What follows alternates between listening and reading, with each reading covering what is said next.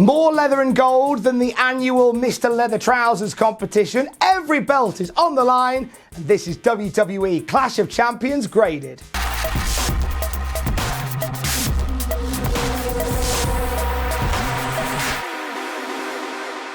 Apologies for this, by the way. I had a massive bag of gravel over the weekend and it's repeating on me something rotten. We start, of course, with the Cruiserweight Championship, as we are wont to do. The pre-show title is on the line as Drew Gulak defends against Humberto Carrillo and Lince Dorado. Dorado got into this match by pinning Carrillo on 205 Live, so expect tension. These guys just go for it. Some great exchanges between everybody. I enjoyed Dorado and Carrillo especially, and at the end we think Carrillo's going to win his first ever championship in the WWE. He hits the Aztec press on Dorado, yet Gulak comes out of nowhere, hoys him into the turnbuckle, steals the pin. 1, 2, 3, job done. As good as this match was, I'm giving it a C+, only because I thought there could have been a little bit more time given to it maybe. And also I thought that the crowd killed it a bit. Like in typical 205 Live fashion, the crowd just didn't seem that bothered. There was a brief "this is awesome" chant, but apart from that, AJ Styles makes a rare cameo on the pre-show to defend his Universal Championship against hometown boy Cedric Alexander. And we think, like from the moment the bell sounds, this match is going to go about 4 seconds because we get ding ding, Michinoku driver from Cedric, 1, 2, 2.999999. Nearly within the first seconds of the match, we nearly had a result. Remember that? Remember I told you that? That might feature quite heavily this evening. Shortly after his burst of almost success, Cedric Alexander finds himself on the wrong part of the offense when he gets hit with a brainbuster on the apron by Styles. He gets locked in to the calf crusher, manages to get out, only to eat a phenomenal forearm and a Styles clash. 1, 2, 3. That's done in like less than 5 minutes. I think about less than 5 minutes. This gets a C from me. What a waste of an AJ Styles pay-per-view match. And also, what a waste of a push for Cedric Alexander, who after this got battered by the OC and just left for dead. In his hometown, he gets embarrassed in less than 5 minutes. Imagine. The show starts proper now and the Raw Tag Team titles are on the line as Braun Strowman and Seth Rollins defend against Robert Roode and Dolph Ziggler. The story of this match is they don't want Seth to tag Braun. So Seth is actually the guy who gets most of the beating in this match. That's your Universal Champion, getting a lot of the kicking in this match. When Braun does get the tag though, oh my days, I've never seen a fridge freezer move so quickly. Bounces around the ring, splashes into the corner onto Dolph Ziggler. He does his lap of honor thing that he loves to do where he gets a good wind up and then just shoulder barges whoever's nearby into the sides. I do like that. It does make me laugh, gets the crowd going, oh, hey! Malfunction at the junction leads to the end of this match as looks like Robert Roode is about to take out Seth Rollins. Braun comes in, shoulder barges Roode, but then Roode knocks into Rollins. Rollins knocks into the turnbuckle, so he's dazed. Strowman gets taken out of the ring by Dolph Ziggler. And Robert Roode, who's still got some of his faculties about him, manages to hit a glorious DDT onto Rollins. 1, 2, 3. Robert Roode has just pinned the Universal Champion. He's also won the Raw Tag Team titles, but he's pinned the Universal Champion. I love that part. This gets a B- from me. Some good exchanges and some good flurries of Ziggler and Roode as a tag team. Now they're champions. I'm hoping that this isn't just a one-off thing. I hope this is something that they build to make them like this dynamic, super evil bad guy tag team that dominates the division. Be cool with that. And we've now got the required tension for our main event tonight for the Universal title. The SmackDown Women's Championship is on the line as Charlotte Flair challenges the champion Bayley. And what's interesting about Bayley is she hasn't changed any of her shtick. Now she's a baddie, but it's all done with a bit of a sort of a sort of post-ironic hue now, it feels. Like the big balloon men, the ones outside of car dealerships, they're all there still. which is good. She still like celebrates and chants with the crowd and points at the crowd and gives it all this as she comes down to the ring. She hasn't changed at all, but now we're allowed to boo her now. Bell sounds in this one and Charlotte Flair immediately hits a big boot. 1, 2, 2.999999. Oh, did that seem familiar to you? Did it? Hometown somebody? Nearly winning the match in a couple of seconds? Nah, surely not. Surely this won't be a theme for the evening. This match is all Charlotte. She just spends the entire thing just decimating Bayley, throwing her around outside the ring, gets her back into the ring. Bayley has a little flurry when she gets an inside cradle onto Charlotte. Charlotte kicks out at 2. Big boot. We're back to where we were. End of the match comes when you see Bayley on the side of the camera just crawling towards the corner and manages to take the bottom turnbuckle off. And then Charlotte is coming in at Bayley. Bayley pulls her down and Charlotte's head bangs against the bottom turnbuckle. Roll up, 1, 2, 3. Bayley's retained the title by doing no moves. She grabs the belt and she just legs it. She just runs out of the arena. She doesn't stop to turn around and hot dog and grandstand. No, she's gone. She's probably in Luton by now, leaving Charlotte Flair in the ring just like, gosh darn it. I think it's exactly what she said. This one was a C+ for me. I'm curious as to why we are now retconning the fact that Bayley is a good wrestler.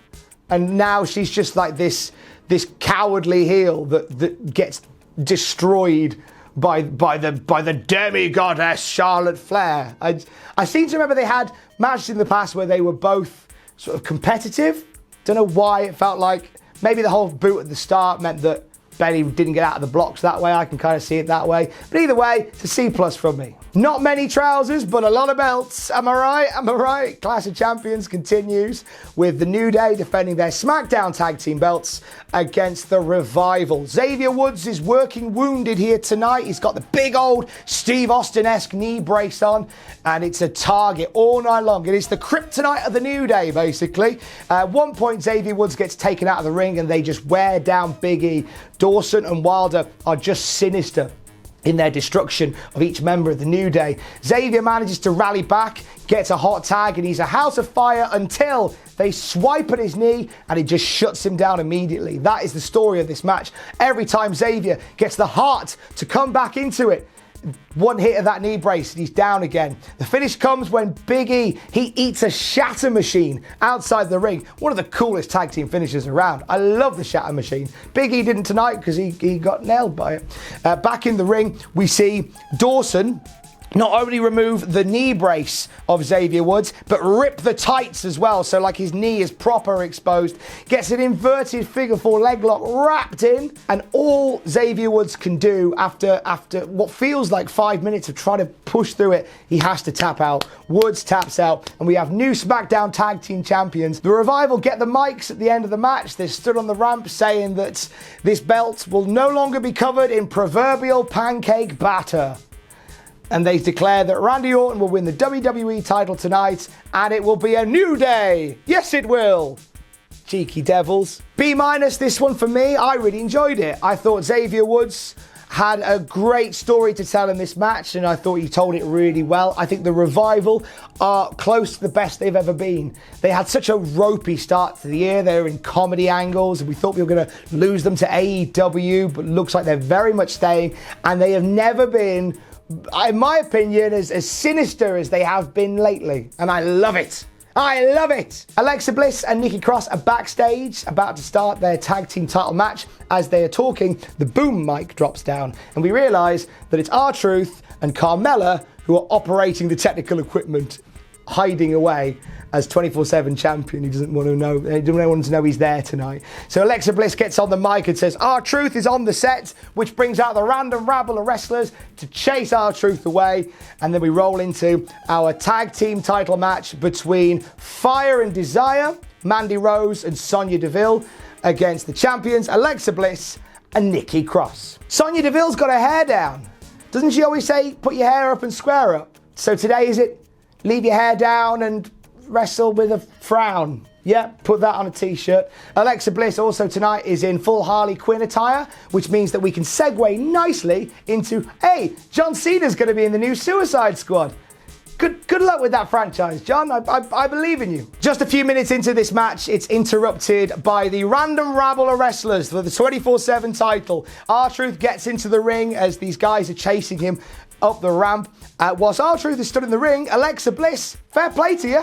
You shoot your shots, roll up on R-Truth, 1, 2, 2.5. R-Truth legs it out of the ring, 24/7 championship still intact. Now, a few people have said, surely this should have been a disqualification. Well, no, because A, R-Truth didn't actually attack anybody in this match, so there's nobody to really disqualify. And B, well, there isn't a B because the A was so great. Sonya and Maddie isolate Alexa Bliss for a big part of this match, and when Nikki gets the hot tag, the crowd eat it up. Chants for Nikki throughout this match just get a bit louder. Nikki Cross takes it to everybody, and she pins Mandy Rose after a rope-assisted neck breaker and retains the women's tag team titles. Giving this one a C, I thought it got a bit quiet in the middle after the random rabble of wrestlers had all cleared off, but then I think the right person pinned the right person to end the match the right way. So much clashing of champions tonight, and it continues with Shinsuke Nakamura defending his Intercontinental title against The Miz. And these two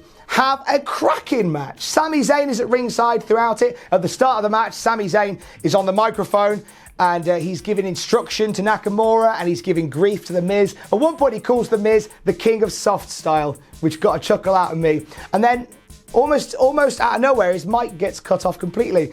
I like to think that maybe they had the plan to do this whole bit for the whole match, and then somebody backstage went, actually, nah, cut it off. This isn't going to work for the whole match. This is going to kill it. Nakamura was in great pacey form tonight, and you know what? The Miz beat matched him as well. I thought these two worked really well together. We saw the yes kicks getting cheers for The Miz. The crowd loved The Miz tonight. In fact, The Miz went for a figure 4 in this match, which he got on, and we're in Flair country. And if the crowd was going to turn on anybody randomly tonight, it was going to be for that bit. But no, they cheered like crazy for The Miz. It was brilliant. We thought The Miz was about to win his record-tying 9th Intercontinental Championship when he hit the skull-crushing finale and made the cover. But Sami Zayn distracted the referee just long enough to stop that from happening. The Miz chased Sami around the ring, and as he came round the side, got met with the big boot of Nakamura. Nakamura gets him back into the ring. Kinshasa, a 1, a 2, a 3. Nakamura retains the Intercontinental title. I'm giving this one a B. I genuinely thought this would be one of those matches that just gets lost in the shuffle tonight. I thought it was excellent. Thought these guys worked really hard. I thought maybe the mic stuff with Sami Zayn, you probably could have done without that, to be honest. I also thought the commentary kind of told us already. It kind of gave us the impression that maybe The Miz isn't going to win because they sort of hammed up the 9th record-tying IC title thing a bit too much. But these guys have great chemistry and I want to see them wrestle again, please. Thank you very much. The Raw Women's Championship is on the line now, and it's Becky Lynch defending against Sasha Banks. An intense personal rivalry, and boy, did this feel intense and or personal. Just punches and kicks from Becky Balboa. Almost every time she was on offense, it was like she was fighting for her life in this match. The story throughout the match was that Becky Lynch couldn't quite put Sasha Banks away. Like, she'd hit all the big signature moves. They'd get 2.5 counts. She tried a few times with the disarmer. Sasha managed to get out of it. And you just watch Becky Lynch's face just get more and more frustrated as the match goes on. Sasha Banks in a similar boat, hits some of her big moves and can't quite finish off Becky Lynch. Sasha goes outside to grab a steel chair. And in doing so, with the referee's distraction, just nudges Becky Lynch in the guts with the steel chair. So Sasha's outside, she hits her in the guts with the chair, the ref doesn't see a thing, and we think that's it, that's the title change. 1, 2, no! Becky Lynch fires up and kicks out. Sasha leaves the ring to grab the chair again, and she's about to wail on Becky with the chair, and the referee grabs the chair back and says, no naughtiness in this one. Then Becky Lynch picks up the chair, swings for Sasha, Sasha moves, and the ref just eats a chair shot. This then leads to just the Wild West moment of the match where Becky and Sasha just fight all the way out of the ring, up the ramp, through the concession stand, back down the other way, back into the ring. The ref is still dead at this point. How hard did Becky hit him? It's been out for about 10 minutes. Becky grabs the steel chair, and in a scene that mirrors what happened on Raw, Becky's just wailing on Sasha Banks with this chair, just absolutely decking her with this chair. Then sets it up, sits on the chair, and does the disarmer with Sasha's hand through the chair. This was cool. Like that a lot. This brings out the officials and more referees to finally get Becky Lynch away from Sasha, and they announce that the match, as a result of a disqualification, goes to Sasha Banks. But of course, Becky is still your women's champion. Or, as she says, the effing champ, as she holds the belt aloft on the stage. She doesn't say effing either. She says effing, like the proper F word. They censor it out on the network and everything. This, to me, was the match of the night. Bang, easy A. Easy A. This was great.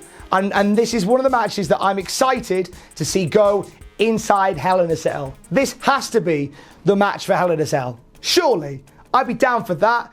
Great work. This is match of the night, easily. The WWE Championship is now on the line, and it's Randy Orton challenging Kofi Kingston in a match sponsored by Gears 5, where you can now play as Batista in DLC. I wish more wrestling in the past did stuff like that, you know? Hulk Hogan versus the Ultimate Warrior, WrestleMania 6, the Ultimate Challenge. Sponsored by Sid Meier's Railroad Tycoon. Out now for MS-DOS. That'd be brilliant. To be honest, I'm just stalling talking about the match. It was a very, very Randy Orton match. It was methodical. It was systematic destruction. It was Randy Orton wrestling Randy Orton style. Just slow.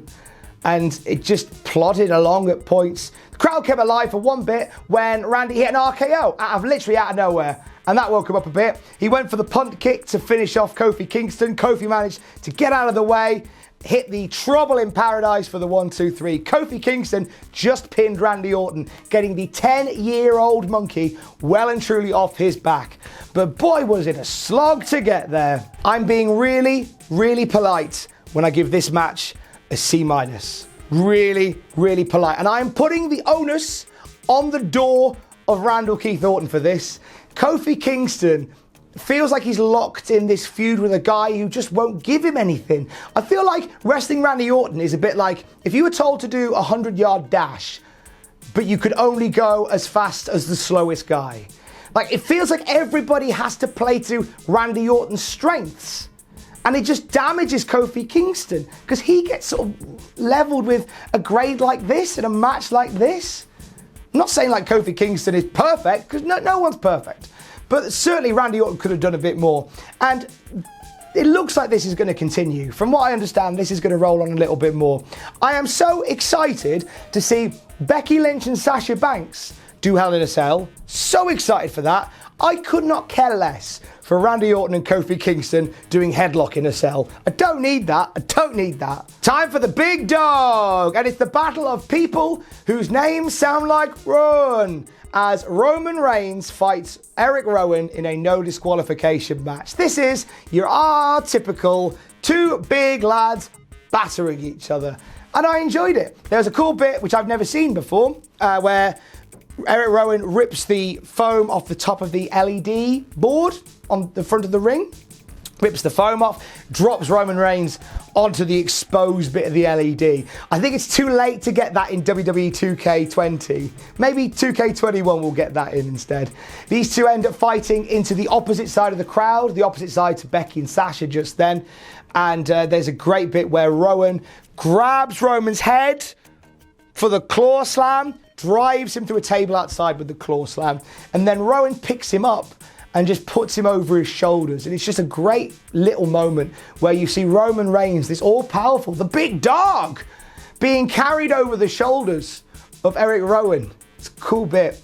Rowan was going to use the camera jib to knock out Roman Reigns. Reigns manages to find some metal piping to smack Rowan in the guts with. And then Roman grabs the camera jib and jibs Rowan with it. Why is it called a camera jib? Is there like, was it invented by a guy called like Keith Jib? I don't know. Possibly. Answers down in the comments, that'd be great. So then we see Rowan make his way back towards the ring. Roman Reigns is at the very top of the ramp. He gives us the big ooh ah, and he charges down the ramp. We're going to see a spear that will turn time backwards when he gets there. Oh my God, he's going to spear his head off. As he gets towards the ring, a big boot cuts off Roman Reigns, and the boot is attached to the leg, that is attached to the torso, that is attached to the body of Luke Harper. Luke Harper, who said back in April that he was done with WWE. Luke Harper, who said that, we wanted an opportunity, he wasn't getting anything. Disgruntled Luke Harper, who hasn't been seen for ages, is back. And him and Erick Rowan have found each other again, like star-crossed lovers. Like Madge and Harold in Neighbours, they just keep finding each other. And this ends up being Erick, Rowan, and Luke Harper just destroying Roman Reigns. One more claw slam, and Rowan pins Roman. Did not see that coming at all. Biggest win of the career for Erick Rowan, and a great way to welcome back Luke Harper too. You know what? This one for me gets a B-. Like, it wasn't the most technical affair. No, it wasn't. But I was invested, and the finish was interesting. Didn't see it coming. Exciting opportunity. Nice to see Harper back. He even got a nice welcome back chant as he headed up the ramp, which I thought was cool. Yeah, I love this one. And as bored as I was of the whole who done it storyline with Roman Reigns, if this is the blow-off, that's fine. If it's not, I'm happy to watch them wrestle again as well. Main event o'clock, and it's big bad Braun Strowman facing the Monster Hunter Seth Rollins for the Universal Championship. Bell sounds, bang! Braun Strowman hits a shoulder block. That's been the theme all night. And I pondered this. We've talked about this a couple of times today. I pondered why this was the case. And I looked at the runtime of this pay-per-view. It goes just under 3.5 hours. But yet, the match number is pretty much the same as it would be for like SummerSlam or any of the other 5-hour shows. So they've obviously just gone, okay, we're doing the same amount of matches, but we're doing it quicker. So can you just start like a third of the way through your match and we'll go from there? I think that's what happened tonight. A lot of this match is Braun Strowman battering Seth Rollins. There's a couple of moments where Seth starts to rally. There's one bit when Braun's doing his lap of honor around the ring. Seth manages to sidestep. There might be a bit of a drop toe hold. And Braun Strowman just crashes through the announce table. I don't think it was meant to be funny, but it did make me chuckle. It was like, do you know what it reminded me of? And there's a Photoshop in this, John, if you're listening. It was like watching, when you've ever watched somebody run for a bus and they fall over. And there's that schadenfreude of like, oh gosh, taking pleasure from their pain. Felt a bit like Braun Strowman was running for a bus and tripped over his shoelaces. I don't think it was meant to be that, but that's what it looked like. Seth goes for a superplex that Braun manages to counter. And then, my days, can't get over what Braun Strowman can do. He's the fastest fridge freezer I've ever seen. And now apparently he can fly. He did an amazing top rope splash onto Seth Rollins. Like, good form and good height on it too. Like, normally if you see a big lad doing a splash off the top rope, like their feet land first or whatever, this was perfect. Like that's been added to his repertoire. However, it was not enough for tonight. Seth Rollins hit the curb stomp for the one. Oh, Strowman kicked out at 1. Seth Rollins winds up, does it again. Bang. 1, 2. 2 count this time. Winds up, does it again. 1, 2, 2.5. Can't put him away. At this point, the crowd are starting to turn on Seth because they can see the writing on the wall here. It looks like Seth is beating Braun. And that's kind of what happens. We see Seth Rollins do a pedigree onto Braun Strowman, which was impressive. Then one more curb stomp, and a 1, and a 2, and a 3. Seth Rollins retains the title. Giving this match a C+, I think the issue is, with Braun Strowman, is all the jeopardy's gone. Like, anytime Braun Strowman comes for your belt, you should be terrified. But as we've discovered, he never seems to win the big one. He never seems to win it. And we know that now. And even at points where we thought maybe tonight's the night, we were proved wrong. And Seth Rollins survives the night as the Universal Champion. And Braun Strowman, once again, just bottles it. Just bottles it at the main event. Seth heads up the ramp, holds up the title. Credits appear. Thanks for watching Clash of Champions. Boom, lights out, lights back up. There's the Fiend holding the prone body of Seth Rollins. Sister Abigail, mandible claw, evil cackling. there is your main event for Hell in a Cell. Wow. And what a pop for when The Fiend turned up. Biggest reaction of the night, I think, went to The Fiend. Seriously. It's a great bit at the end. And you know what? I'm nervous about Fiend being in the title picture now because I don't want to watch him lose. But I quite enjoyed this. I'm now optimistic. Going into Hell in a Cell, please don't have The Fiend lose. Please find something else to do. Don't have him lose. That'd be grand. Clash of Champions gets a C+ from me. I thought SummerSlam was a better mix of matches and moments. I thought this felt very much... Every match had a similar feel to it. And I feel like every single match had a lot of themes that ran through it, and a fair few of the matches started the same way. Ding ding, big move, 1, 2, no. Do that once, maybe twice at a push. Not as many times as you've done tonight. But it's getting a C+ from me. There were some really good bits. I thought the highlight for me was Sasha Banks and Becky. I thought they absolutely tore it down. I thought that was a great match. I thought the Orton-Kofi match dragged the night down for me a little bit. But there's plenty of good stuff, good motivation, good momentum going forward to Hell in a Cell. So it will C+, and we'll all move on and live better lives. Right, I don't have an outro, but I'm going to hit shuffle on my palm, and you're going to get one of the other lads telling you all about Patreon. Love you, bye. Thanks for watching. Let us know what you think in the comments down below. You can follow us on Twitter at Cultaholic. You can find us on Facebook at facebook.com/Cultaholic. If you enjoy what we do here at Cultaholic, you can pledge to us on Patreon. That's patreon.com/Cultaholic. And most importantly, don't forget to hit subscribe and join us.